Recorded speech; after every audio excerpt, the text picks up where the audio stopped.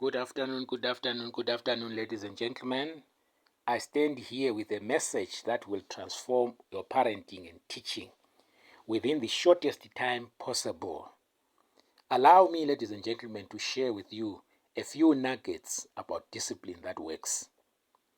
According to the greatest philosopher of all times, Plato, the first and best victory is to conquer oneself. Plato underscores the importance of self-discipline, suggesting that mastering oneself is foundational for success in learning and in life in general. Jim Rohn concurred with Plato when he stated that discipline is the foundation upon which all success is built. This quote emphasized that without discipline, achieving success in any area, including education, is impossible. This presentation, ladies and gentlemen, seeks to define discipline, outline the aims of discipline, effects of negative discipline. I will also endeavor to state ways of instilling discipline and suggest tools to manage discipline. To most people, discipline is synonymous to punishment. Discipline is helping a child solve a problem, while punishment is making a child suffer for having a problem. Discipline really means to teach, not to punish. Someone actually pointed out that discipline impacts the thinking brain and punishment impacts the emotional brain. Discipline creates systems and structures that help your child to grow and learn. Discipline comes from the word discipline, which means to teach. Discipline creates systems that will help a child to grow and learn. So the most thing that is being emphasized here is learning, teaching, not repeating and putting rules and regulations. What is the aim of discipline? I'll give you 4 aims of discipline. Number 1, discipline aims to modify the child's behavior. Number 2, discipline seeks to develop the character of the child. And 3, to protect their mental health. And then 4, to develop a close relationship with the child. Therefore, if your discipline does not do the above, it is dead on arrival. You better forget about it. Right. What is discipline not? There are a lot of misconceptions about discipline. Many people, discipline is about rules, putting boundaries, beating the child, punishment, and the like. Discipline is not that. Number 1, discipline is not shaming a child. For example, a child does something, does not write the homework, and the teacher asks, "Where is my homework?" The child says, "I did not write the homework, sir." And the teacher says, "What is wrong with your head? What is wrong with your head?" There is nothing wrong with the child's head, sir, but there's something wrong with the homework. Address the homework issue and leave the child's head alone. Right. Shaming was used by people in the past. They will even give you very bad names, and or even calling you with all names of domestic animals, just to shame you. That kind of that is not discipline. Right. Discipline is not a reward system, ladies and gentlemen. Like this one is very common with parents who say, "Junior, if you do your homework, I will allow you to 2 hours of free play. I will allow you 2 hours of free play." If you reward your child, they will not understand why discipline is there. If you use rewards, you deny them the opportunity to act from an internal or intrinsic source of motivation. Discipline is not an emergency, ladies and gentlemen, where you want the results there and there. Quick fixes do not last. Once the reward is removed, the child goes back to square one. So we want something that will last. Rewards do not change the behavior of a child, but it changes the ways children respond to us. If your child is externally motivated, you don't have results. If your disciplinary structure is such that your child only does the homework when you promise them Hungry Lion, pizza, or money, then your disciplinary system is very poor. Right. Next, discipline is not shouting, yelling, and screaming. Yeah, this one, ladies especially. Most parents, teachers are screamers and yellers. Will you stop that? Stop it. I heard someone saying to a child had done something, then said, go to hell and eat rubbish. Verbal abuse is taking to a child anyhow. You bad mouth them. All this will not make them feel better. Where yelling, nagging is prevalent, creativity is limited. Such measures shut down the creativity part of the brain.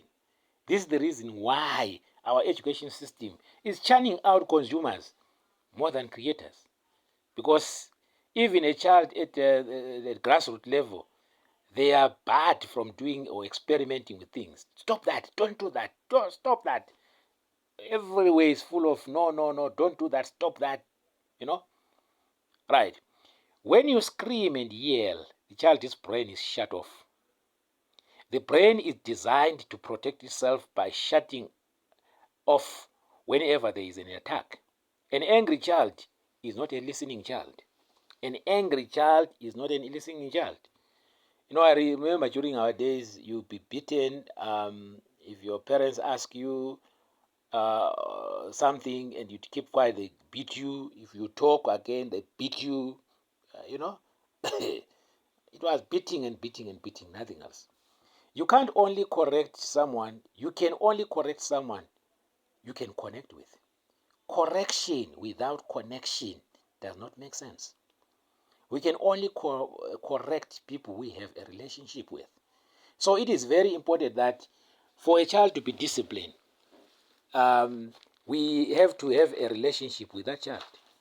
Otherwise, it will be difficult for us to connect with that child or to correct that child for that matter. Discipline is not blind obedience. Discipline is not blind obedience. Rules without relationship is a no.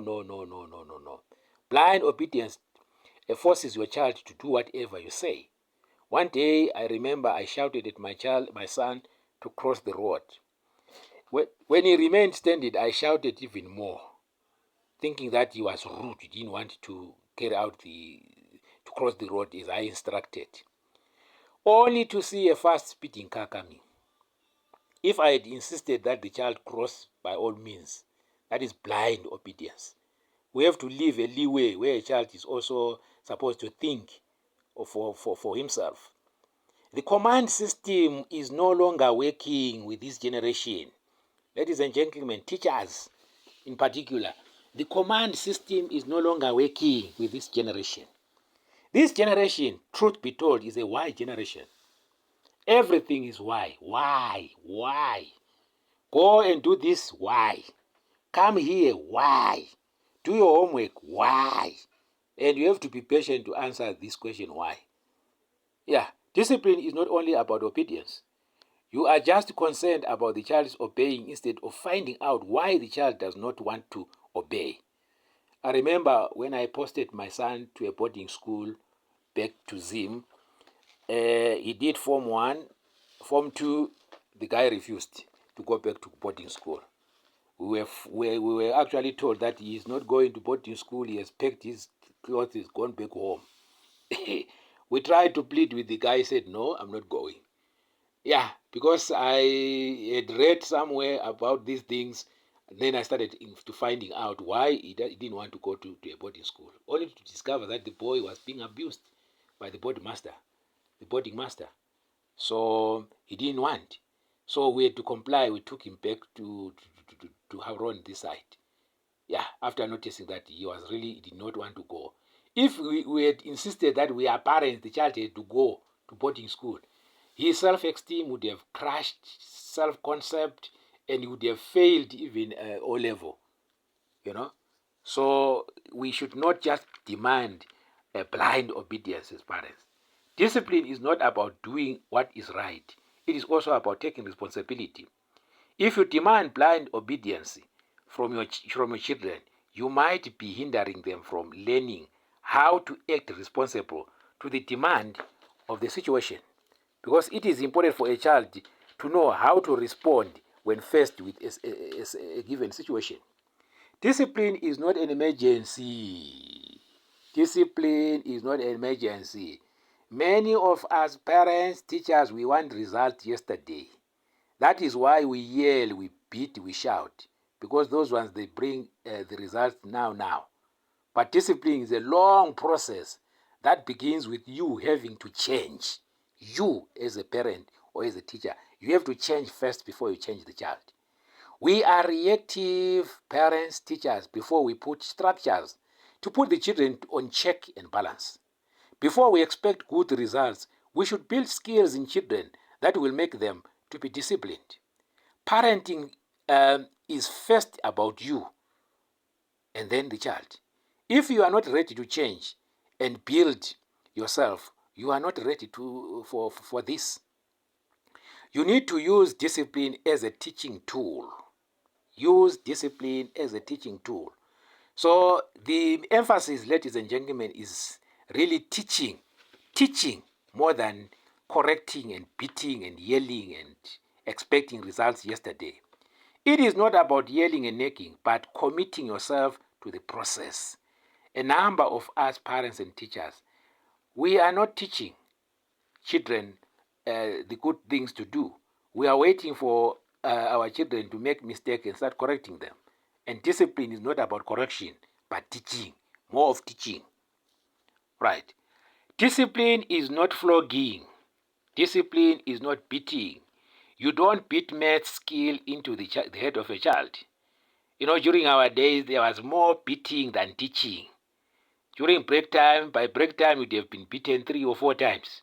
Sometimes being beaten for something that you never did. If you cannot beat maths into a child's skill, why do you think you can knock discipline by beating? Yeah. Of course, we used to memorize the timetable, and then they thought that that was learning. That was not learning. That's why most of us are just consumers more than innovators and creators, because there was a lot of fear that was instilled in us. And education is not about fearing, right? You beat your child for watching television today, and then tomorrow you beat the child for doing the same thing. Only a madman does something again and again and still expect different results.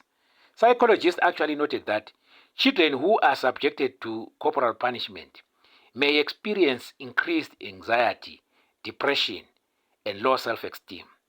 The fear of punishment can create a hostile learning environment, hindering their ability to focus and engage in school activities.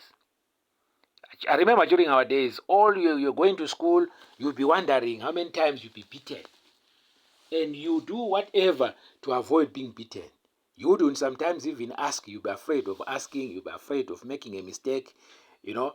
So that is not learning, ladies and gentlemen.